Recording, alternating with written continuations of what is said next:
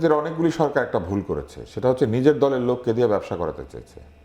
ব্যবসা কিন্তু মেধাবীদের জায়গা, ব্যবসা কিন্তু যারা ঝুঁকি নেয় তাদের জায়গা, ব্যবসা হচ্ছে যে নতুন চিন্তা করে তার জায়গা। সারা দুনিয়াতে যে স্টার্ট আপ, এটি কি নতুন চিন্তার ব্যবসা? নতুন চিন্তার ব্যবসা মানে নতুন লাভ, নতুন কর্মসংস্থান, নতুন আবিষ্কার, এগুলির কথা।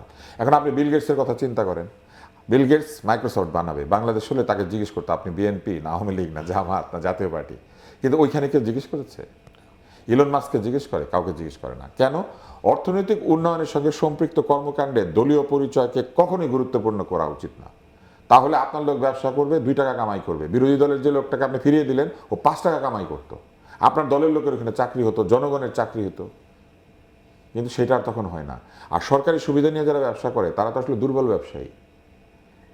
একটা মুরব্বি ধরে মুরব্বির দেখিয়ে দেখিয়ে টেন্ডার পাচ্ছে, এটা পাচ্ছে সেটা পাচ্ছে। আমরা দেখি যে এক একটা কোম্পানির কাছে সরকারি টেন্ডার থাকে 2,000, 3,000, 5,000 কোটি টাকার, 11,000 কোটি টাকার টেন্ডার।